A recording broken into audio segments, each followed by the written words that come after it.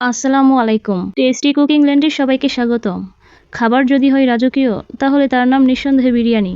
আর যদি হয় গরুর গোশতের বিরিয়ানি তাহলে তো কথাই নেই। আজকে আমি আপনাদের শেখাবো একদম ঘরোয়া উপায়ে রেস্টুরেন্ট স্টাইলের অসাধারণ গরুর বিরিয়ানি রেসিপি। চলুন শুরু করা যাক। প্রথমেই আমি এখানে গরুর গোশত নিয়ে নিলাম প্রায় 1 কেজির মতো। এইখানে আমি পেঁয়াজ কুচি দিয়ে দিলাম, তারপর আদা বাটা দিলাম। আমি এখানে প্রায় 1 কেজি গরুর গোশত নিয়েছি, সেই পরিমাণ অনুযায়ী মশলা ব্যবহার করব। এখন দিয়ে দিলাম রসুন বাটা 2.5 চা চামচ। বিরিয়ানি রান্নার ক্ষেত্রে গরুর গোশতর মেরিনেট করাটাই আসল, কারণ যদি মেরিনেটটা ভালো না হয় তাহলে এটা খেতে সুস্বাদু হবে না। আমি এখানে ধনিয়া গুঁড়ো, মরিচের গুঁড়ো, হলুদের গুঁড়ো এবং তেজপাতা কেটে দিয়ে দিলাম। এখানে আমি ধনিয়ার গুঁড়ো দিয়ে দিলাম 1 টেবিল চামচ। তারপর দিয়ে দিব এখানে দারচিনি আর এলাচ। তারপর আমি এখানে জিরের গুঁড়ো দিয়ে দিলাম 1 টেবিল চামচ। তারপর ব্যবহার করব এখানে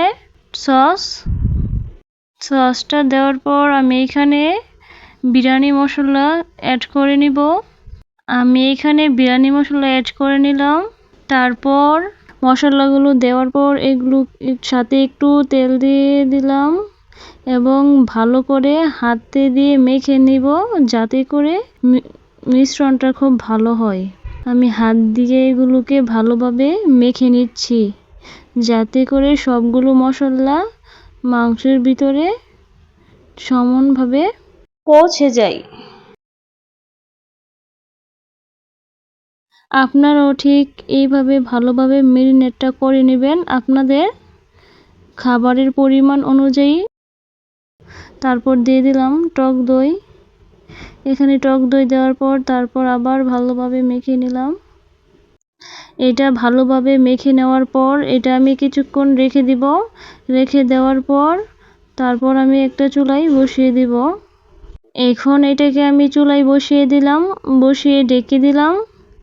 এদিকে আমি চুলার আঁচটা মিডিয়ামে রেখে অন্য যে কাজগুলো আছে সেই কাজগুলো সেরে ফেলবো। এই মাংসটাতে কোনো পরিমাণ পানি ব্যবহার কেউ করবেন না। এই মাংসটা থেকে এমনিতেই অনেক পানি উঠবে। এখানে আমি কোনো পানি ব্যবহার করিনি। এটা যাতে নিচে লেগে না যায় সেই জন্য আমি মিডিয়ামে রেখেছি। আপনারাও মিডিয়াম আঁচে রেখে এটা জাল দিবেন। এখানে আমি মাংসগুলো একটু ছোট ছোট রেখেছি যাতে করে সিদ্ধটা তাড়াতাড়ি হয়ে যায় এবং আমি আবার ঢাকনা দিয়ে দিলাম।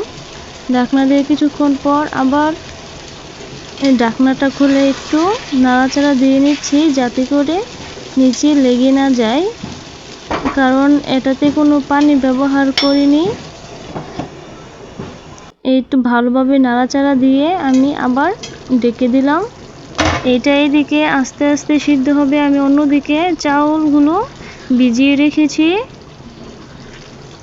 আমি এখানে প্রায় 3 পটের মতো চাউল নিয়েছি। চাউলগুলো ভালোভাবে ধুয়ে এখানে ভিজিয়ে রেখেছি প্রায় 30 মিনিটের মতো। এখন একটি চুলায় চাউলগুলো বসিয়ে দিলাম। এখানে আমি 2টা তেজপাতা, দারচিনি এবং এলাচ দিয়ে দিলাম, দিয়ে একটু নাড়াচাড়া করে নিলাম। এখানে আপনারা পর্যাপ্ত পরিমাণ একটু পানিটা বেশি দেওয়ার চেষ্টা করবেন। পানিটা একটু বেশি দিলে ভাতটি আর লেগে যাবে না এবং চালগুলো আলগা আলগা থাকবে। আমি এগুলো একটু নাড়াচাড়া করে নিয়েছি। আপনারা আবার বেশি নাড়াচাড়া করবেন না, বেশি একটু নাড়াচাড়া করলে ভেঙে যেতে পারে ভাতগুলো। আমি চালগুলোর মধ্যে সামান্য একটু লবণ অ্যাড করেছি, এতে করে স্বাদটা একটু বাড়বে। আমি এইখানে প্রায় চালটা 70% সিদ্ধ করে নিব। খেয়াল রাখবেন যাতে ভাতগুলো জোরজোড়া থাকে। তারপর একটি হাঁড়িতে ঢেলে নেবেন। একটু নাড়াচাড়া রাখবেন হালকা, অথবা নিচে লেগে যেতে পারে। অন্যদিকে বিরিয়ানি মাংসটা আমি আর একটু ভালোভাবে নাড়াচাড়া দিয়ে নিচ্ছি যাতে করে নিচে লেগে না যায়। দেখেন কতটা সুন্দর হয়েছে। এখানে আমি ভালোভাবে নাড়াচাড়া দিয়ে আবার ঢেকে দিলাম।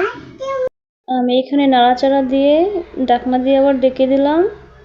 তারপর দেখেন কত সুন্দর হয়েছে। তারপর আরেকটি পাত্রে নিয়ে নিলাম। পাত্রের মধ্যে প্রথমে আমি এখানে অর্ধেক ভাতগুলো দিয়ে দিব। ভাতগুলো দিয়ে দেওয়ার পর এখানে আমি মাংস কষানোটা সুন্দর করে ছড়িয়ে বিছিয়ে দিব, যাতে করে নিচ পর্যন্ত পৌঁছায়। সুন্দর করে দিয়ে দিব আর কি। আপনারাও এগুলো ভালোভাবে দিয়ে দিবেন সুন্দর করে ছিটিয়ে। এইগুলো দেওয়ার পর আমি আবার উপরে সুন্দর করে আলুগুলো সাজিয়ে দিব। আমি এখানে আলুগুলো সামান্য হলুদ এবং লবণ দিয়ে সিদ্ধ করে ভেজে নিয়েছি, এতে করে আলাদা ফুড কালার ব্যবহার করতে হয়নি। আলগা রং ব্যবহার করলে আমাদের স্বাস্থ্যের জন্য এমনিতে অনেক ক্ষতিকর হতে পারে, সেই জন্য আমি আলগা জিনিসগুলো খুব কমই ব্যবহার করতে চাই। আমি এইবার সুন্দর করে আলুগুলো বিছিয়ে দিয়ে দিলাম। আলুগুলো দিয়ে দেওয়ার পর আমি আবার এইগুলোর উপরে ভাত দিয়ে দিব। আসলে খাবার দেখতে সুন্দর হলেও খেতেও স্বাদ হয়। আমি আবার উপরে সুন্দর করে ভাতগুলো দিয়ে দিব, যাতে চতুর্দিকে ঠিকভাবে পড়ে। আমি সব কাঠি দিয়ে ভালোভাবে চতুর্দিকে দিয়ে দিলাম সবগুলো। আপনারাও সুন্দরভাবে এইভাবে দিয়ে দিবেন। দিয়ে দেওয়ার পর আমি এর উপরে আবার সুন্দর করে দিয়ে দেওয়ার পর এর উপরে আমি দুধ গুলে রেখেছিলাম এটা দিয়ে দিব, যাতে করে নিচে জালটা ভালোভাবে হয় এবং পুড়ে না যায়।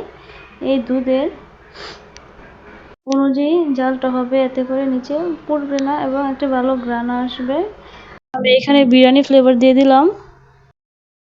এটা দিলে কালারটাও ভালো আসে এবং ঘ্রাণটাও ভালো হয়। এখন আমি প্রায় 8 থেকে 10 মিনিট রাখার পর আবার একটু নাড়া দিয়ে দেখছি কেমন হচ্ছে। দেখেন কতটা সুন্দর হয়েছে, দেখতেও সুন্দর হয়েছে এবং খেতেও খুবই সুস্বাদু হয়েছে। আপনাদের যদি আমার এই রেসিপিটি ভালো লাগে তাহলে আপনারাও ট্রাই করতে পারেন এবং দেখতে পারেন কেমন হয় ঘরোয়া স্টাইল।